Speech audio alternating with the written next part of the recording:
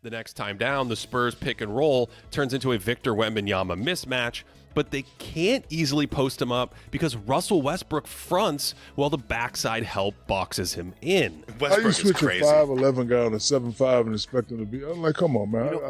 I turn this off. On the inbounds, the center. All right, welcome back to the show, everyone. Hope you all are having a good day so far. So it looks like I've been summoned again.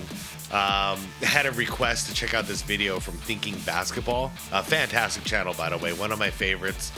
My opinion, one of the best out there on YouTube.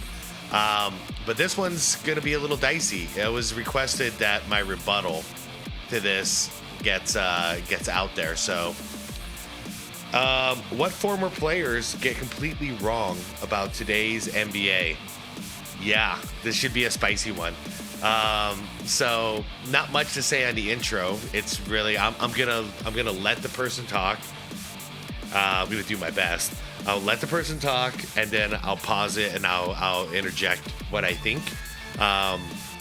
Hopefully I do it justice. I'm gonna try to be as fair as possible. So I know how I feel and I'm gonna try to address that as I'm going along, like how I feel about it versus what I think is really the truth. All right. I'm going to do my best. I'm a human here. But as I always do, I'm linking the original video down below. So if you guys want to check it out, the link to this video right here from Thinking Basketball is in the description box for you. Highly recommend you check out the channel, everyone. Regardless of how you feel about whatever this video is, I still highly recommend it because great basketball content out there. Anyways, everyone, please leave this video a like. It helps out a ton. Without further ado, let's see what this is all about. Let's do it. By the way, thank you for the suggestion out there in the comments. All right, here we go. So when I go watch the game, there's Excuse no me. more creativity. There's no more imagination. It's just that we have basically robots running up and down the court. Mm-hmm. You run to the three-point line, I run to the three-point line. The algorithm has recently recommended a I number. mean, right there, I agree with BJ so far. I've been saying it. I've been saying it for a while. It feels like we've got like AI driven robots out there, and it's not even the player's fault. It's because of the data and analytics that every coach across the league, pretty much. There's a couple of outliers, but pretty much everyone is saying this is what the data shows. So everyone is out there just basically being robots. Because how can you have creativity if everyone is just thinking max production? Like we're on a factory line or something. Number of videos to me about the NBA basically falling apart, highlighted by former players talking about all the problems with today's game. I think the imagination and the flair of the game is not the same. I agree with you. Creativity is lost. There's no more creativity. There's no more imagination. Everybody's doing the same thing. I will grant BJ that some players aren't falling over in the middle of key plays in suspense, but even then, You know what? That's a good catch. It's something I never caught, but a comment when I was showing this game brought it up. What was BJ doing? Because there was still 4 seconds left on the clock. Why did he do a fall over like that? Like, go get the rebound, man. There's BJ right here. Watch. key plays in suspense. What if Paxson missed? I don't know, man. No dissing on BJ for me. I'm just that play is shocking. But even then, I mean, D'Angelo Russell likes to practice air jumpers in the middle of playoff games, so maybe not much has changed over the years. Anyway, there are a number of themes in these videos that echo some dialogue around the state of the league right now. And while we won't cover everything here, there are a few big points to hit. First and foremost is that the game is a glorified three-point shooting contest. Secondly, largely because of that, everyone suddenly plays the same. Fair. And third, that all of this leads to a lack of creativity, making the product stale. I mean, I don't know how you're going to rebuke this. Like, it's laid out right there. You laid it out. That's it. Now, before we address these points, remember, none of this means you have to like one era better than another. To me, part of basketball's magic is that it flows and evolves over time. And on this channel, we've celebrated at least 7 different decades of the NBA. If I personally hear the first 3 notes of the NBA on NBC song, me too. I turn into a teenager at a Taylor Swift concert. Yeah, and yet, I do actually think right now we're looking at the highest quality basketball in NBA history. Can anyone hum the new themes? Because I can't hum the new themes. I could even hum the 2005 themes. But nah, I can't hum the new one. I don't know anybody else who's sitting around doing it like we used to. Like, da-da-da-da-da-da-da. Like, it doesn't hit the same. To compare some of these era differences, let's look at the first quarter of 3 different games. Game 3 of the 1993 NBA Finals, a 2009 showdown between the Lakers and Cavs, and a recent game between 4th place Denver and 9th place San Antonio. On the first play of our Michael Jordan game, the triangle offense parks Bill Cartwright right in the post.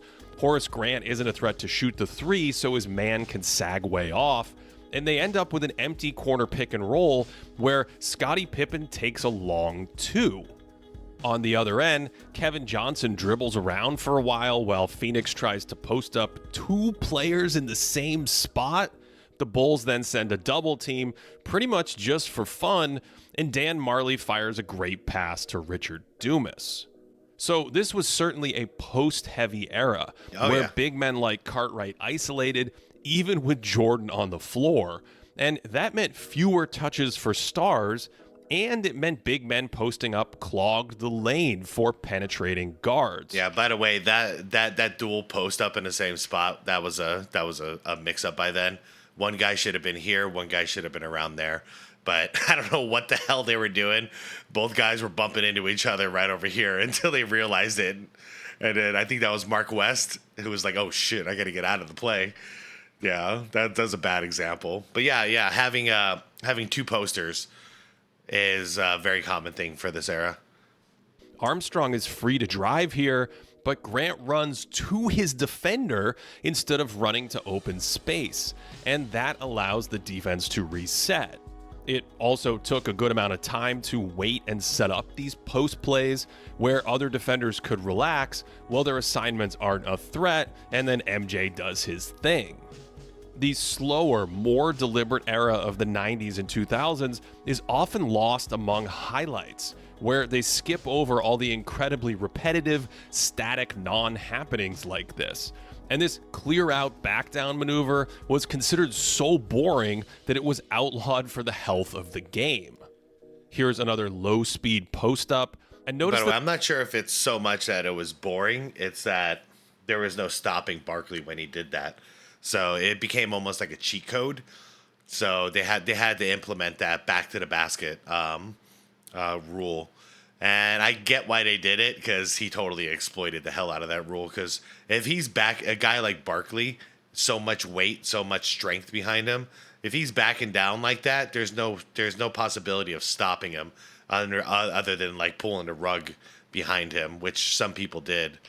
That the Bulls don't front the post to deny the entry pass, because when Jordan's man crosses to the near side of the court, it was illegal defense for Jordan to stay near Barkley and roam. When Marley spaces outside the 3-point line, Jordan then has to get above the foul line. Yep. You could only actually double team the player with the ball like this, so it welcomed this very post-centric game, where most defenders stood firmly behind the post player, hoping to push the catch out instead of denying the catch. Again, these defenders can't roam over to help, so it's either a full-on double or a one-on-one game like this. You got to commit to the double. Then the Suns walk it up the floor, and 17 seconds after that make, you'll never believe this, they throw it into the post just to look for a pass in the paint, and Jordan easily takes that from a big man who isn't really much of a skilled ball handler. No, that looked like Oliver Miller. Everyone plays the same exact way. There were 16 post-ups in this quarter, even setting up on the block after a pick and roll, because again, the spacing here is designed primarily for an isolation or a post-up. Let's jump to another quarter in 2009 between the two best regular season teams in the league, where the Lakers start off with a high Real quick, since we're about to leave this era, one thing to note is during this era, if you're one of the bigger dudes, basically size doesn't matter. If one of your responsibilities is getting rebounds, then whenever someone's in a scoring position, which is what's going on right here, it looks like he's about to take a shot, then everybody is starting to commit. Look, he's got the inside position. Grant's got the inside position, so that's one guy, two guy with the inside. You're working on the inside, Scotty. It's all about getting the rebound. All right. So it looks like the only person who's probably not going to commit to trying to get the rebound is MJ because he's the furthest out, so he can be the runner at that stage. And that's just one of those little intricacies that we don't really talk about. There's a reason why we're clogging a lane. Or a post up.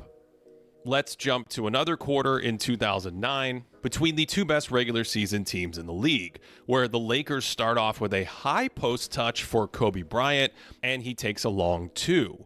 And down at the other end, the Cavs play off their center at the elbow, and Zydrunas Ilgauskas hands it to LeBron for another very long deuce.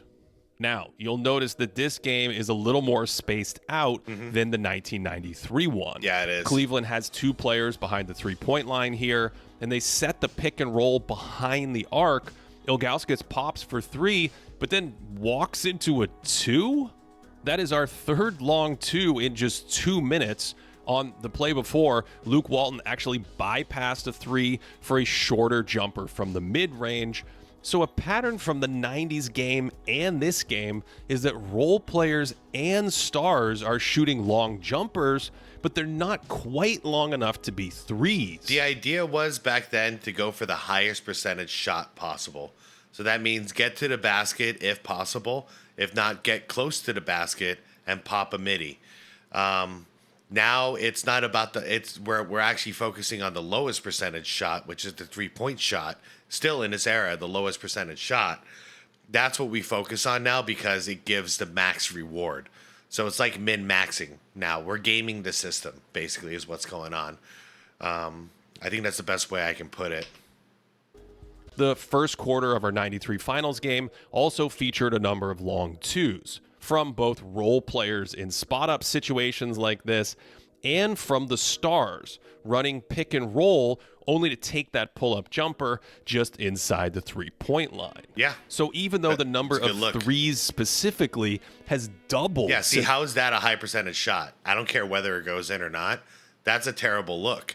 But if you go back, right here, that's a good look. Here, I'll go back even further. Pick and roll only to take that pull-up jumper just inside the three. Because he's got clearance right here. Point line.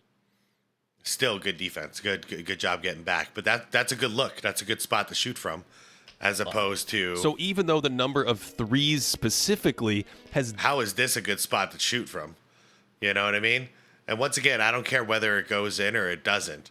That's not going to be a 40% average shot. You know what I mean? And if you can't shoot at least 40%, like what business do you have taking this shot? Especially with 19 seconds left on the shot clock in the first quarter. And you're not even down. You're up. You're up by 2. Okay? There's a lot of things to this.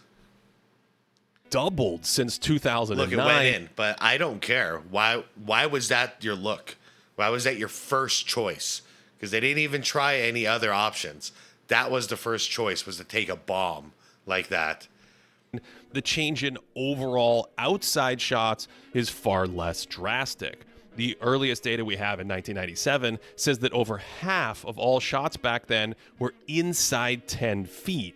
But in 2009 and today, just under half of all those shots were from that distance. What's really changed is that mid-range attempts between 10 and 20 feet have been sliced in half in this era. Yep. And 15% of shots have been outsourced back behind the three-point line. And that's why it feels so empty now, is because we have such a huge portion of the floor that's not being utilized as far as shooting goes. That whole mid-range, it's either right up on the basket or that's it. You know, it's either right up on the basket for a wide open dunk or layup, or it's a 3-point bomb. Everything else is kind of wasted space now. So the major increase in three-point attempts is from all these long twos turning into slightly longer shots to pick up an extra point, or from really difficult mid-range shots being eliminated for most players and reserved mainly for high-end stars who can still make these jumpers. When people complain about three-pointers, they're mostly complaining about the shots being longer or converting at a slightly lower percentage than the long twos they've replaced. NBA teams shot 47% on all field goals in 1993. They shot 46% in 2009, and they shoot 47% today. So it's not like we're watching substantially more misses, despite the shots being longer. And what we've always loved is competition. There's no competition when it's a three.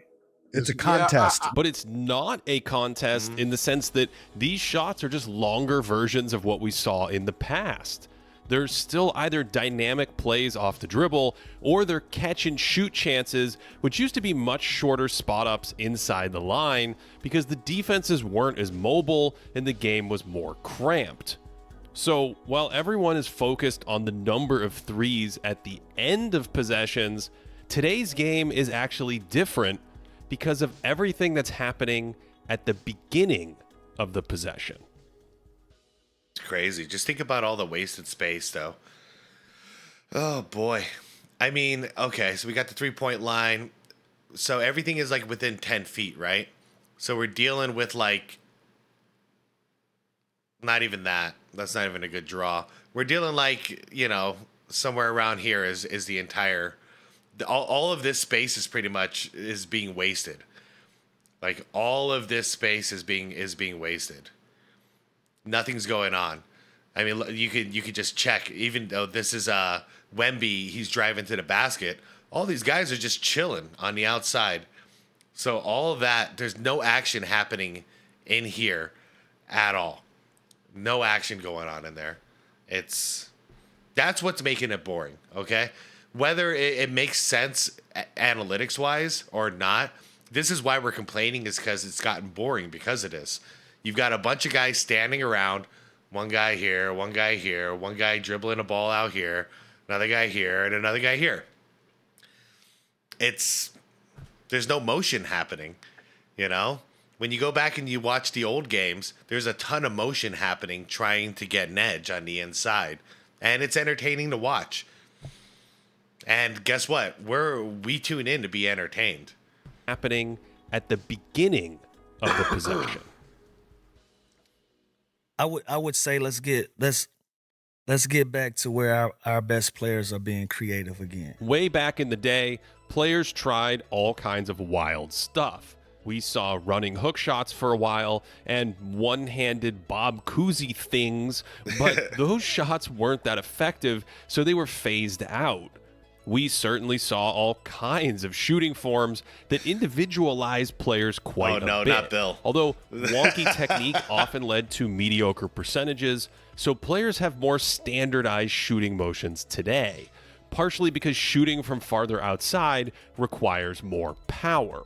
So some quirkiness is gone, but the idea that the game itself has lost creativity doesn't hold up to basic investigation. I mean, Magic Johnson, white chocolate. I mean, we don't see people pass the way J. Kidd did. Like, it's like unreal. Like, we don't see that type of creativity no more. The best passer to maybe ever live is playing right now. Yeah, Denver's, by the way, before he gets into it, Denver is one of the only teams. Remember in the intro I said there's a couple of outliers? I think Denver is one of those outliers that, yes, they do shoot a lot of threes, but not compared to everybody else. Like, they know they have an awesome big man, and that guy's named Jokic, and he's creative, and they doubled down by getting a slasher like Westbrook, and that two-man game that they got going on is pretty exciting. And Westbrook is not playing 2025 ball. Westbrook is playing 2010 ball. You know what I mean? He's still cutting to the basket, making passes, making plays. If they don't commit on him, then he's going to lay it up. Like, I'm really enjoying that. we've done endless videos on Nikola Jokic's passing and creativity. The man doesn't even use his left hand sometimes. And we are basically in a golden age of passing. And while many players have learned a set of regimented pick and roll passes, which, by the way, are ridiculously impressive and difficult to defend, there's also a ton of flair and creativity on these passes, just like in any era. We have innovative ball handling today, just like in the past. Since modern players are allowed a gather step, they've started doing all kinds of wild stuff with their feet, like Euro stepping around players, or the Pinoy step, where they fake a shot or even a pass to stride into a layup. Most importantly, there's a ton of creativity in play calling, in offensive structure, and in the read and react decisions of all 10 players on the floor on nearly every play. Our sample quarter from today has a ton of creativity. That's a giant 6'10" person storming to the rim and scoring on a 7'4" guy, and his defender jumps at this ball fake because he's a lethal three-point shooter in this spot, and the lane is empty because of all the shooting on the court. The next time down, the Spurs pick and roll turns into a Victor Wembanyama mismatch, but they can't easily post him up because Russell Westbrook fronts while the backside help boxes him in. How you switch a 5'11" guy on a 7'5" and expect him to be? I'm like, come on, man. I turn it off. On the inbounds, the center drives it off the catch, collapses the defense, and sets up an open shot. I mean, I agree with Shaq on that one, on that part, though.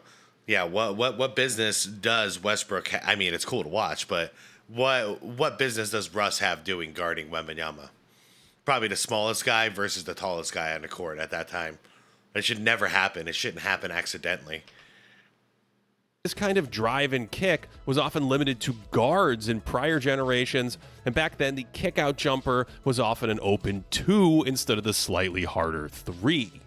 Today's big men do post up if they're good. Many of them shoot it from the outside like knockoff Larry Birds, and of course they cover a ton of the court defensively. So after the point guard sets up the center for a 47% 3, Wemby lunges to defend it, Jokic slaloms around the Lilliputian, and Wemby elastigirls the layup from behind. Yeah, Wemby's a monster. Then he goes and tracks down the rebound just to play some point guard, brings it up court, and he gets a screen for the deep pull-up 3, but centers also pass like point guards now. I think Wembanyama is a guard or a small forward, which we don't want to see it. Right.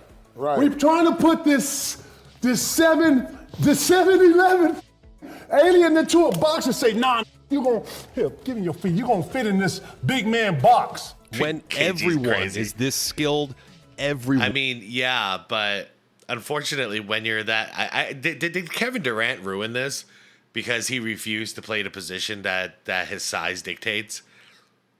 Because this happened before Wemby, guys. And I'm frustrated with Wemby, but maybe there were some dudes who were frustrated with KD too. Because the guy is 6'11", maybe 7 foot, but he plays small forward and he plays on the perimeter. And I've heard Wemby talk about Kevin Durant. So he's definitely basing some of his offensive game on Kevin Durant, but he's playing the center position. I don't know. Is this just what positionless basketball is? You know, no one has a spot. They just do whatever the hell. I don't know. One is dangerous. So by modern standards, this is just a defensive breakdown, but it's a breakdown because Chris Paul is deadly with a pick. So the Nuggets drop Jokic back to wall off any drive, which means Russell Westbrook is responsible for taking away the big man, popping out for 3, which leaves his teammate to defend 2 shooters at once, and one cuts back door, and that's 4 seconds of modern basketball. Whew. Remember, in our 93 game, the big men were not dangerous from the outside, so defenders could just sag way off and ignore them. Most of the offense in this game came inside 20 feet, so the defense rarely has to stretch to the perimeter. Even a shooter like Armstrong isn't dangerous here because he's thinking about feeding the post. And even when Phoenix badly botches this switch, BJ doesn't punish them with a 3 or even a high percentage 2 because the lane is completely jammed up and it's easier to post up near the rim than to dribble through traffic. Yeah, once again, ooh, that's a bad pause. Once again, though, okay, it was inside-out basketball back then, and the reason behind that is because there's a 24-second shot clock, right? So in those first, I would be willing to say about 18 seconds of that shot clock, the goal is to go for the most high percentage shot possible. So we bring the ball to the post. If you bring the ball to the post, we got a possibility of a double team. You got a back cut, here. So if you got the ball in the post, you got one defender. There's a possibility of a double team coming in on him. You also got a possibility of someone making a back cut. So we got an even higher percentage shot to go right to the basket. And if that doesn't work and all time is going in, no double team, no nothing, we move the ball along. Do that until about 18 seconds in, and then we're willing to look in the 3-point line because that's the lowest percentage shot. You know what I mean?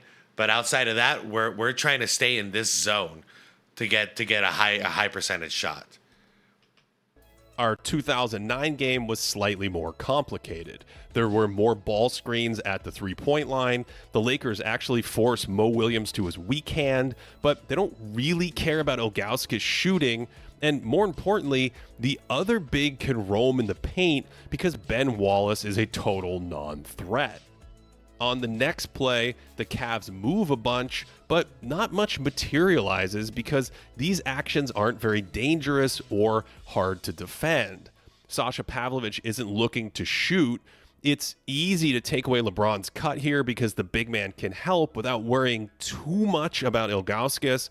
And so they fall back on a side pick and roll for James, where the Lakers overload the side because there's no more illegal defense, and LeBron has to work miracles to score.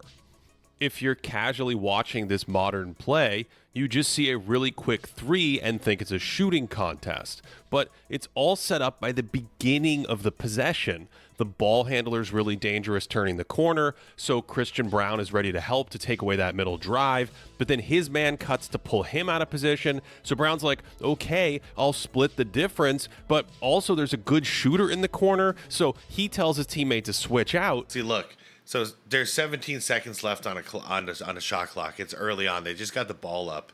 Past half court. No one is in position for an inside out, obviously, because that's not part of the game anymore. Everyone is in position for a 3-bomb. Everybody is in position for a 3-bomb. That's why we say like we can't recognize this game anymore. It's literally the opposite of what basketball used to be during the golden era. So how we think that's going to make the viewers happy, I don't know. I don't understand that mindset, and I don't understand why people are upset about some of our opinions on this. You gave us this for 80, 90, 2000, all the way to 2010. So you gave us this for 30 years. Okay, this is what we knew the sport of basketball to be, and then you don't just change it. You completely 180. You flip it upside down. And now the game is all outside first. And if that doesn't work and the clock is running low, then we'll think about doing something on the inside. I'm not saying one's right or one's wrong. I'm explaining why we're not happy and we're not watching. Meanwhile, Julian Strawther is reading whether the roll man breaks free so he can help stop a layup, but the second he goes to help, it's a no-look pass to the wing and the good look. Because everyone is a threat, defenses are in constant panic mode, forced to cover more actions and ground than ever before in a coordinated dance that often goes unnoticed in real time. What the hell is that? That looks like a bad pass, but it starts with defending a nasty Warriors action where Jamal Murray needs to contain. Look at all this space. Look at all of this space that's not being used. Not a single body. And you even got this guy right here who's sagging off. That's a lot of space. He's leaving a lot of space there. But all of that wasted space on the floor. In the slip, Strother needs to defend the handoff, but when he gets back cut, Murray needs to help, which instantly triggers Brown to defend 2 players at once, and then Brown closes to Murray's man, Murray takes Brown's man, and now everyone's taken care of, and Peyton Watson defends the basket cut beautifully, and then his high-speed chess. And oh, by the way, the Spurs need to defend instantly, and the slightest breakdown leaves a marksman open. Man, we gotta do it. Shoot. That's it. It's outside in basketball. A better job of looking through this new lens and glorifying the game, bro. More skill creates more space, and that's amplified by the pace. I'm trying, but I'm bored, and I'm just being real. I have tried. I have been trying. You know, considering I have a basketball YouTube channel, I am trying to watch modern games, and I'm forcing myself whenever I do because I am bored out of my mind. So why is it not okay for me to express that I'm bored, that I'm not enjoying this product right now? That should be okay. It's just my opinion, you know? It's not slander or anything. I'm not calling for anyone to get hurt or anything crazy. I'm just saying I don't enjoy it. Why do I have to get attacked for that opinion is what I want to know. You know? If somebody says they don't like the old school basketball, it was too physical, I'm not going to sit there and slander the person. I'll be like, nah, man, that's the basketball I like, though. You know? We're all welcome to our opinions. But why is it that I get attacked every time that I say that the modern game is boring because of all the threes? You can justify the threes any way you want. That has nothing to do with my boredom or my entertainment level. Today's game. We've done videos on this too, and on this play, it's 5 seconds until the Nuggets attack and punish a Spurs miscommunication. 2 players aren't entirely clear on their matchups, and because today's defenders can't mindlessly sprint back to the paint, everyone is dangerous, and that is a great shot. Compare that to our 1993 quarter with multiple Chicago defenders back on the edge of the lane, and then Dan Marley just walks away from the post anyway, and it takes 12 seconds. Well, yeah, he's because Charles Barkley is one of the greatest post players of all time. So Charles Barkley wants that spot in the post compared to Dan Marley. Yeah, of course. Charles Barkley get in the post. Marley, you get out in the perimeter because he was a gunslinger. Plus, it's smart too. You just drag Pippen out of the mess. To post up Barkley, and even when they double, the other 3 defenders aren't challenged much. The 2009 era was even slower, again walking it up after a make and taking a while to entertain a possible post up. And again, these actions aren't as stressful for defenses since they cover less ground and 3-point shooting is less of a concern. I mean, I'm getting it because he keeps showing the Bulls and he keeps showing the Lakers. I get it. Like, you don't like the triangle offense. I get it because that's what the system was in both. Because they're right here. Phil Jackson. I can't see where Tex is. One of these guys is Tex, but because of him and Tex, that's what the system is. But guess what? I mean, he won 11 championships with that system. And it takes a while just to get a double-teamed mid-ranger here. Look at how slow this possession is. And remember, none of this is curated. We're just looking at the first quarter of 3 random games from different eras. And it takes until 8 seconds are on the clock to get this ISO clear out. There are 2 bigs in the lane, and LeBron makes lemonade out of some very big lemons. LeBron should have taken that shot, it looks like. Hold up. Bigs in the lane, and LeBron makes... Hey, you're wide open, bro. That's such an easy shot right there. Take the shot. Take the shot. So he didn't have to pull some magic off. He could have just taken a shot, but he has a terrible midi. Lemonade out of some very big lemons. Why you throw it back into the double team, man? Like, come on now. Back in 93, the Bulls ran this same Warriors action we saw from the Spurs a second ago. Back in the triangle. And it's way easier to cover when the other defenders aren't freaking out about weak side shooters, so it's harder here to cut or drive into a crowded paint. In the old days, cramped spacing meant you could double team the post without really paying any tax because good shooters didn't have a perpetual green light, and the rebounders jockeying for position weren't hard to cover either. Dan Marley did in 93, 100%. So did Danny Ainge on the Suns team. Green light, anytime you saw the shot, you take it. Today, defending a good post player is like solving a Rubik's Cube. There weren't many post-ups in this quarter, so I'm going to cheat and use a play from another game where Jokic backs down his man, the double comes, and it looks like everyone's covered, but this defender has to stay with one shooter. That leaves another shooter. Now a second defender needs to take that away, and so it's a 30-foot dart. See, Denver's changing the game a little bit. I mean, it's not much. But at least we got one body in here. One body in here. That's. At a certain point, sticking one body or two bodies in the paint is going to count for spacing. It's going to be like a reverse spacing because everyone is just predicting everyone to be out in the perimeter. But you throw a couple of dudes in here, now your normal defensive scheme doesn't work. To the corner for a 40% three. And is that not enough? Can't we meet in the middle? Okay, can we have 3 perimeter players? Here, hold up. Let me get for a better view. Hold up. Okay. Can we have 1, 2, 3 perimeter players, but have something like this going on as far as offenses? So we are all covered. Where these guys are in position for rebounds. They're also in position to receive the ball in the post.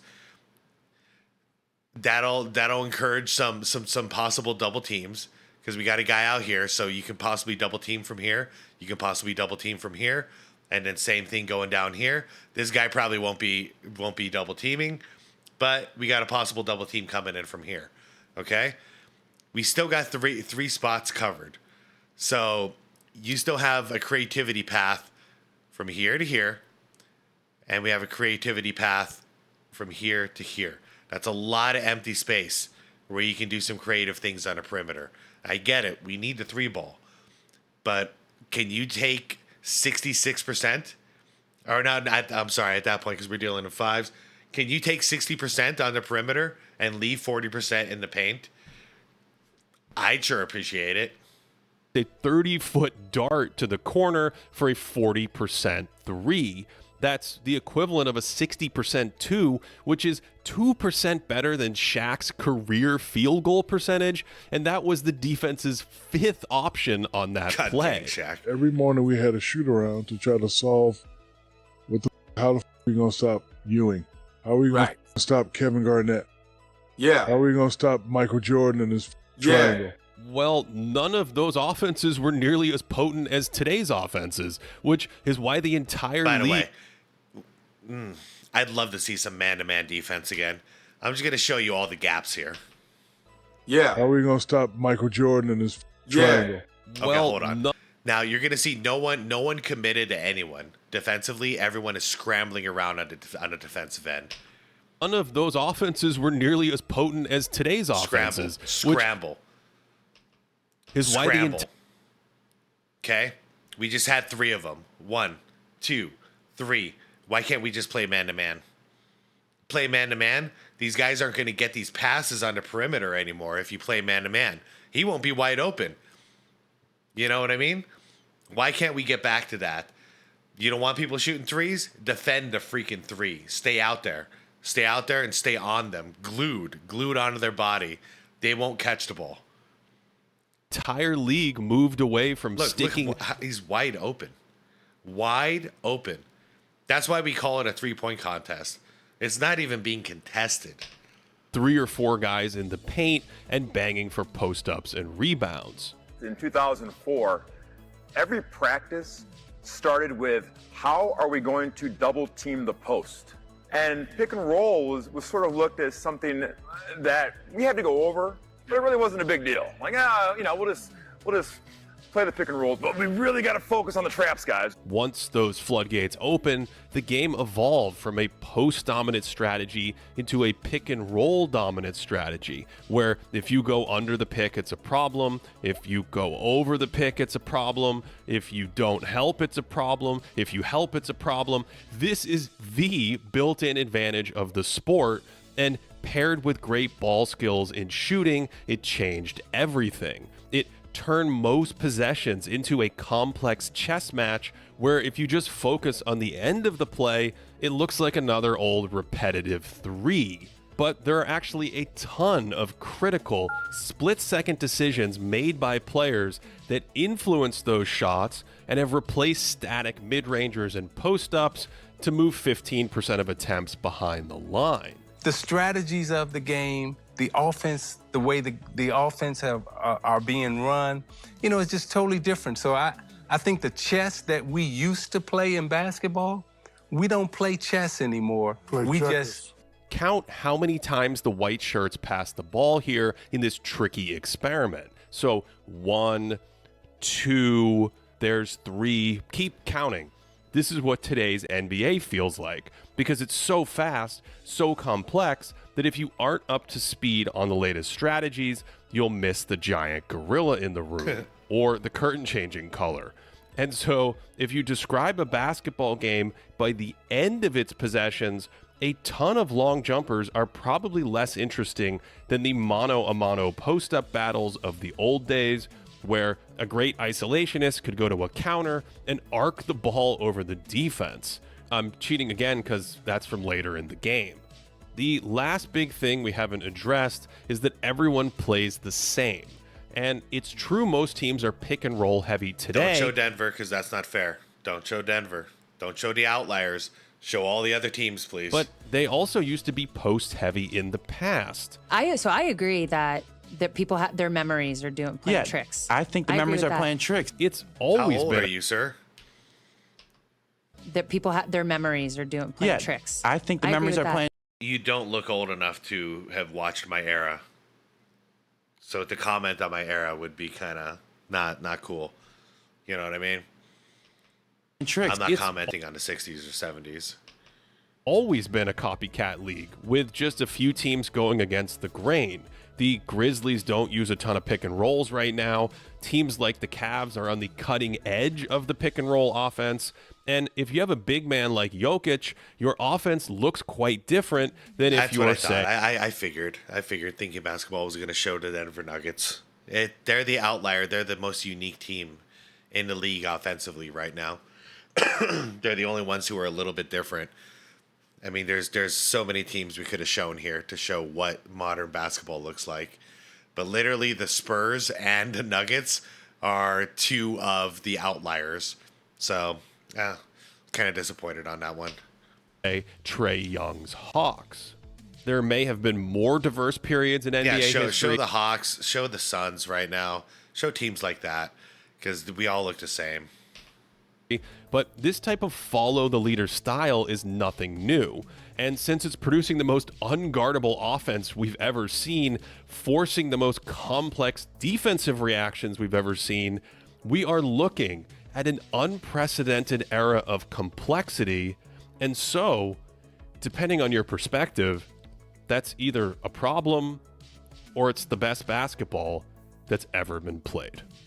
Our latest collaboration with the NBA is on the complex, cutting-edge spacing tactics that teams are using. I'll link to that below with other videos on the evolution of the game. Our last video on the Thunder also looked at the complexity from the defensive side of the ball. As always, you can support us at patreon.com/thinkingbasketball or by becoming a YouTube member. Otherwise, thanks for watching to the end, and I hope you are having a great day. Fantastic day. Actually, I'm very curious about this video as well. It's why this defense is crushing modern offenses. I'll definitely check that one out at a later time. I know it sounds like I'm bashing on thinking basketball. I'm not. I'm just defending. That's all. I'm pretty sure me and him come from a different time. I'd like to bet that he's younger than me. I'm not 100%, but I'm pretty sure he's younger than me. And there's nothing wrong with that. But I just have to call out the things I have to call out, you know. like all that showing Denver and San Antonio. Like, yeah, those are the two most unique offensive teams right now in the game. And then showing a lot of Lakers offense and Bulls offense when it came to the old school, which is both the same exact system.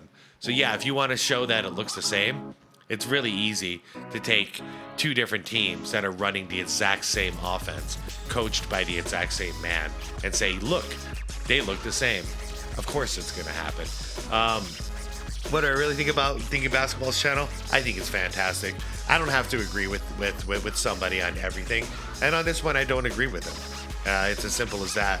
I think what's happening is a lot of people are missing the point.